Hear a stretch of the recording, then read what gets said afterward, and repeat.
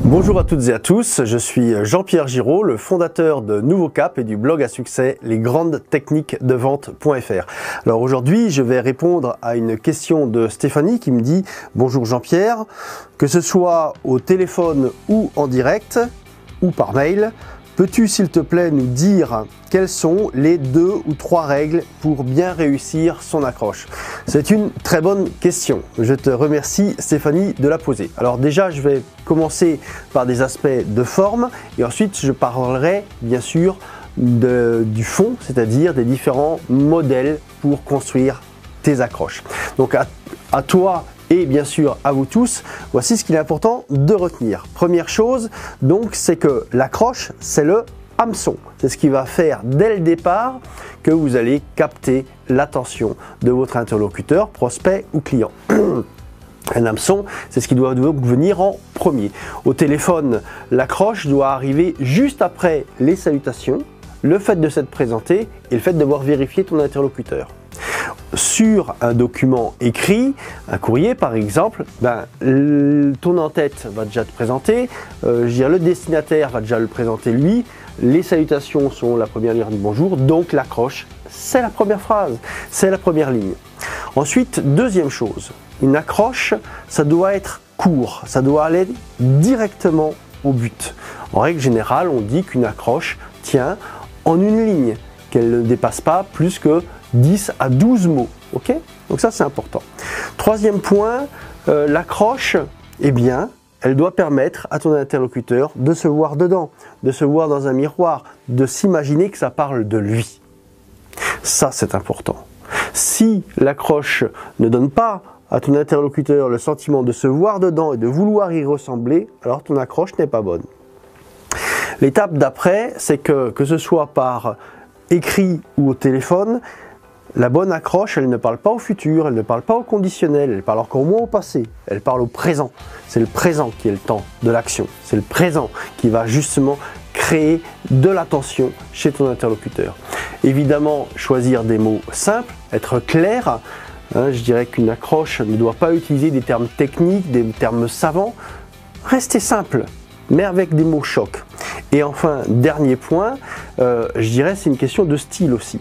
Donc une bonne accroche, elle doit faire preuve de chaleur humaine, de dynamisme, bien sûr en même temps elle doit rester calme, mais elle doit aussi être respectueuse et solide. C'est-à-dire montrer que ce que tu dis, c'est du ferme, c'est du cash. À présent, après avoir expliqué le fond, plus important, la forme.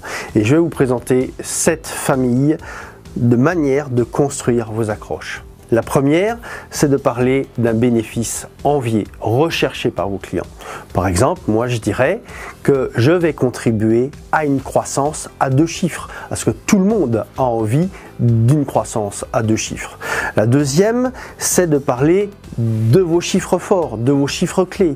Par exemple, vous pouvez dire, 95% de nos clients sont satisfaits par ce produit, 42% deviennent des clients récurrents. Donc avec des chiffres clés, la personne se dit « Ah ouais !» Donc elle se voit dedans, elle se dit « Tiens, ça peut me concerner, moi également. » Ensuite, vous pouvez prendre appui sur l'actualité. Moi par exemple, je dirais « Le phénomène de crise rend les entreprises beaucoup plus vigilantes sur leur démarche commerciale. » Donc les personnes vont se dire « Oui, moi aussi, je suis concerné par ça. » Ensuite, plus classique, vous pouvez prendre appui sur un effet limité dans le temps ou dans l'espace. Par exemple, moi je vais dire je réserve cette proposition uniquement à nos abonnés ou cette proposition uniquement pendant le mois de mars. De manière à ce que la personne se dise « Ah, donc si je veux en profiter, il faut que je rentre à l'intérieur de cet espace. » Et donc, il va peut-être se rendre plus attentif et plus disponible pour ça. Maintenant, un point très important, c'est de toujours faire, dans la mesure du possible, référence à quelque chose qui s'est passé avant dans le temps. Si vous pouvez, par exemple, commencer par « comme nous en étions convenus » ou suite à notre dernier échange, de manière à ce que la personne voit qu'il y a un lien avec quelque chose où il a été acteur, ça va donner beaucoup plus de puissance à votre accroche. Ensuite, vous pouvez également rebondir sur une information recueillie. Je rappelle que la qualification, c'est une des sciences clés de la vente. Par exemple, vous pouvez dire, eh bien, dans le cadre de votre projet, blablabla, dans le cadre de votre chantier, etc. Parce que vous avez eu cette information tout simplement sur Internet ou sur la presse. Enfin, dernier point, et ça nous en fera 7, je dirais situer votre interlocuteur dans votre univers de référence. Si par exemple il est dans le bâtiment, vous dites 32% de nos clients sont dans le bâtiment. S'il est, je dirais, dans une activité institutionnelle, vous direz, puisque vous avez certainement des clients déjà dans ce cas-là, nous avons 32% de nouveau, ou un autre chiffre bien sûr, dans le domaine institutionnel. Et puis, top du top, présentez vos meilleures références.